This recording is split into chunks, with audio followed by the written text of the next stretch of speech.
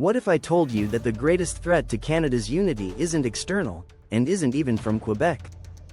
What if it's coming from the West, boiling silently for decades, and now dangerously close to eruption? Alberta and Saskatchewan aren't just angry. They're laying the groundwork for something unprecedented, a legal, structured, and very real path out of Canada. And this time, no one's laughing.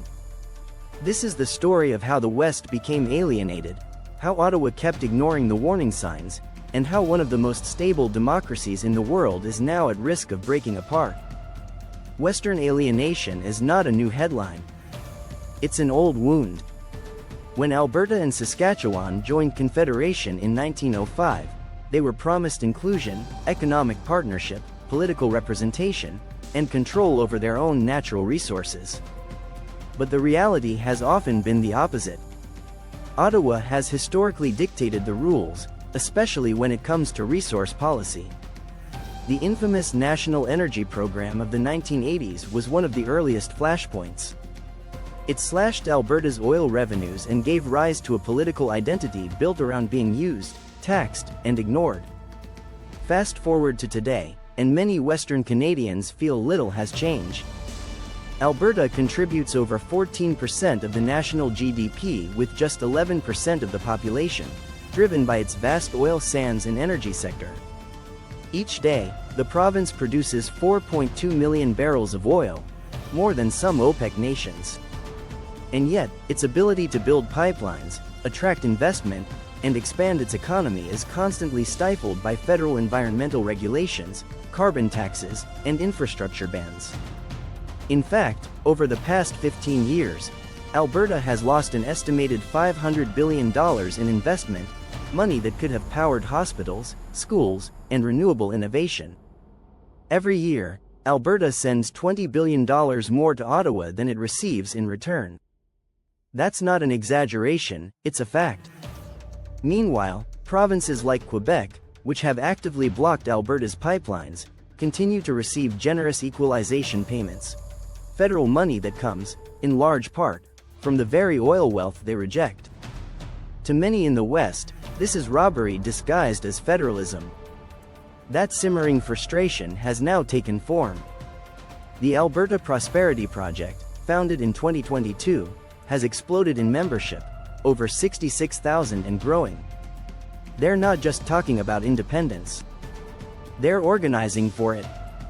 Armed with polling data, constitutional lawyers, and policy teams, they're building a legal framework for Alberta's possible exit from Confederation. Their goal? A binding referendum on independence by 2025. And support is climbing. Recent surveys show that 36% of Albertans support separation. In Saskatchewan, the number is 34%. Even British Columbia, long seen as Canada's West Coast progressive stronghold, now flirts with just under 30%. And it's not just talk.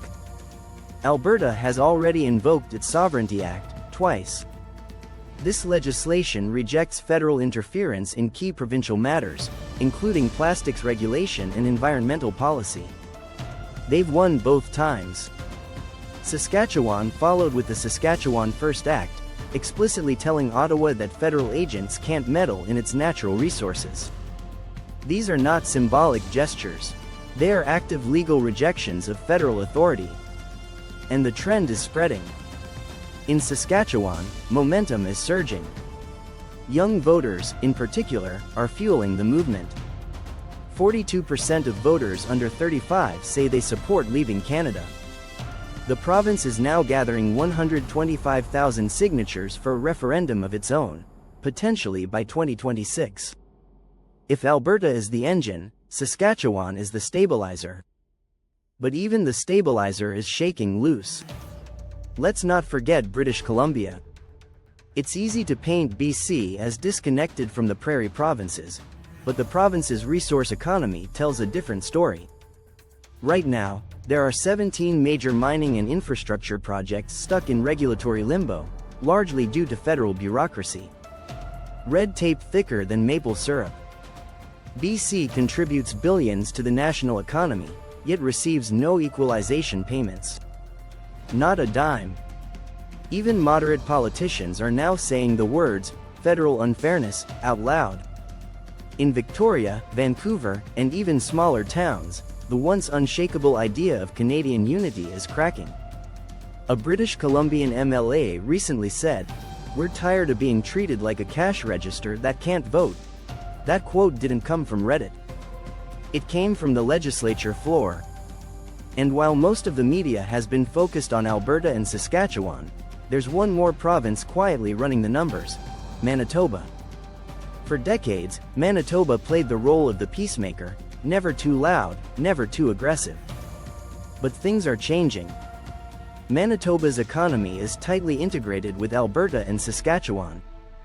If either leaves, Manitoba's skilled labor force could shrink by 18% within a year. That's not a slowdown. That's an economic heart attack. Manitoba is already in preliminary talks to join the proposed Western Economic Compact, a partnership that would allow Alberta, Saskatchewan, Manitoba, and potentially BC to trade directly, build infrastructure cooperatively, and make policy without Ottawa's involvement. It's not secession, but it's a backup plan. So let's ask the obvious: can a province actually leave Canada? Under Canadian law, the answer is yes, with conditions. The Clarity Act, passed in 2000 following Quebec's own separatist referendum, outlines what must happen. If a province votes yes to separation through a clear and fair referendum, the federal government is legally required to negotiate the terms of exit in good faith. They can't ignore it. They can't stall it. They can't say no, but here's where it gets even more complex. Over 30% of Saskatchewan's land falls under Indigenous treaty jurisdiction. That means any move to separate without full consultation and approval from First Nations could trigger not just domestic lawsuits, but international legal action. We're talking about litigation that could reach the UN's International Court of Justice. In other words, separation is legally possible, but it's a maze of negotiations, constitutional amendments, and potential Indigenous sovereignty conflicts. And through all of this, Ottawa seems oddly quiet. Prime Minister Mark Carney, a former Bank of Canada governor and international finance figure, is doubling down on ESG mandates, climate policies, and federal unity messaging. But out west, none of that is cutting through. While the federal government tours solar farms and books climate conferences, Alberta and Saskatchewan are watching jobs disappear, investors walk away, and industries slowly collapse. They're not just tuning out. They're mentally moving on. Which brings us to the most important piece of the puzzle: the Western Economic Compact. It's no longer theory. Provincial leaders are actively drafting outlines for shared infrastructure, unified trade corridors, the Western-focused development bank, streamlined interprovincial regulations. This isn't rebellion. It's a contingency plan for a federation that feels more broken by the year. One Alberta cabinet minister called it Plan B, because Plan A has already failed. So what happens if Alberta votes yes? Here's how it plays out. Alberta triggers a referendum. The result is decisive. Saskatchewan follows. Manitoba joins in economically, if not politically. BC doesn't separate, but aligns commercially. Suddenly, over 50% of Canada's landmass and resource output is in a parallel structure. Not hostile. Just separate. Ottawa is forced to negotiate. Railroads become bargaining chips. Oil exports become leverage. Border posts, trade agreements, energy grids, everything is on the table. Indigenous nations demand their place at the negotiating table, and rightfully so. Meanwhile, international investors pull back. Canada's credit rating gets re-evaluated. The Canadian dollar drops. The Federation starts to unravel, not through war, but through attrition. And the rest of the world watches, stunned. This isn't a doomsday fantasy. It's a credible scenario being modeled right now in universities, law firms, and government offices. Because this isn't just about Alberta. It's about what happens when a country ignores its foundations for too long. Canada was built on compromise.